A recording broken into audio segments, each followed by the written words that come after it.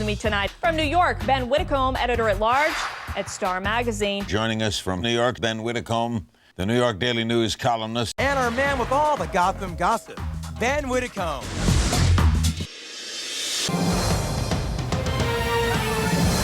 Tonight, the shocking death of actor Heath Ledger. Ben Widdicombe, the autopsy will be tomorrow. When are results known? Well, results could take a few days. Interestingly, Heath was known among his friends as being sober. Although he was frequently seen out and about both in New York and Los Angeles, he was not seen drinking, and it was known privately among his circle of friends that he was sober. There was speculation earlier today that he had been in rehab. My understanding is that he had a much quieter relationship to substances, and that whatever problems he may have had in the past, he had dealt with personally, and that he had been very good about it, that he was never seen partying or drinking to excess. So this is coming as a big shock. Ben, how do you view him? Well, you know, being Australian myself and growing up in the country, we knew him from television appearances and very small roles. So for Australians, we've really seen him grow from his beginning in TV to his Oscar nomination.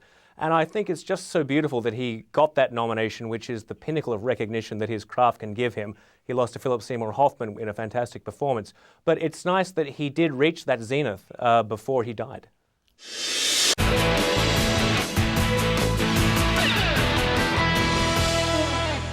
Brad Pitt fighting mad about some paparazzi pictures that were snapped outside of his and Angelina's estate in France. Ben, is Brad out for blood here? It seems like this guy's had enough. Well, Brad certainly is out for blood, and there are 11 million reasons why he's taken this so seriously. 11 million is the price tag reportedly on first pictures of the twins. And by making them so valuable, what they've done is they've created this superheated competition for any images of the family. Obviously, the twins are the jackpot, but there's huge public interest in just regular scenes of daily life with their growing family. So the 11 million is at stake. If there are pictures that leak out before that of the twins, then that's going to be lost to them. So that's why Brad is taking this so seriously. I want to begin with the woman we all love to hate on The Apprentice, Omarosa. Ben, not for nothing, why are we all still talking about Omarosa 4 years after she first appeared on The Apprentice? Well, she's clearly making a lot of money out of her shtick, which is to be a reality show villainess. She told Wendy that she's done no fewer than 17 different reality shows since her breakout on The Apprentice. But I think the problem and what causes this so much tension that's evident in Omarosa is that she doesn't realize if she's going to go that route and be that persona, she can't turn around and then claim to be a philanthropist and to have a charity. She also told Wendy that she still runs her political consultancy out of Washington, D.C. I want to know what person in their right mind would hire Omarosa to be a lobbyist for them in Washington. She has to be one thing or the other.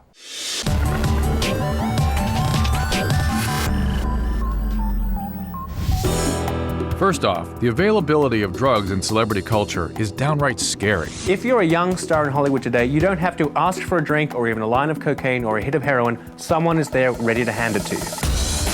Some of Hollywood's hottest night spots double as high-end drug dens. Coke, Oxycontin, crystal meth, it's all there. Jack Osbourne, who is now clean, wrote in his autobiography that it is as easy to get a Vicodin in any bar in Hollywood as it is to ask for a cigarette or a piece of gum.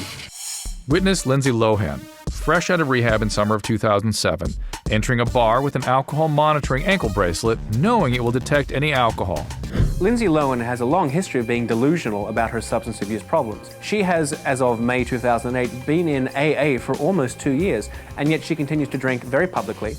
She has said that she doesn't think she belongs in AA, that she feels that she can have alcohol while recovering, and she's been in rehab 3 times. So she has not yet embraced her problem and taken responsibility for it. Child star turned A-lister Drew Barrymore is a prime example of how a family history of addiction can be passed on. Drew Barrymore had drug and alcohol abuse histories in her own family, and by the age of 13, she was in rehab for cocaine, marijuana, and alcohol abuse.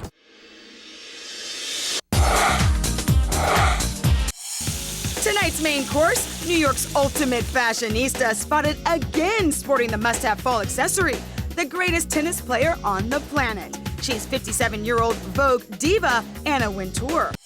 It's no secret Anna Wintour is fond of Federer. She famously chose to watch him last week at the US Open instead of going to Gwen Stefani's Lamb fashion show. And if it had been up to Gwen's husband, Gavin Rossdale, he would have been there too. But Anna Wintour will be there at the US Open, so she'll tell him everything that happened. But I can tell you for certain, Anna is no Federer predator. She and Roger both had significant others. They are just friends. Side dish, Denise Richards to verklempt for Volvo. I'm Ben Widdicombe, gatecrasher columnist for the New York Daily News. We hear Denise Richards was supposed to appear at the opening of the new Manhattan Volvo showroom, but a source tells us she backed out over stress due to a custody battle with Charlie Sheen. However, Denise's people say she didn't know about the event. I'm Ben Widdicombe, gatecrasher columnist for the New York Daily News. Sources say Lindsay was spotted downing at least 2 vodka cocktails as she partied with Brody Jenner and friends on Friday night. A friend says Lindsay is learning how to work through her addictions and sometimes chooses to have a cocktail. I'm Ben Widdicombe. I'm Ben Widdicombe. I'm Ben Widdicombe.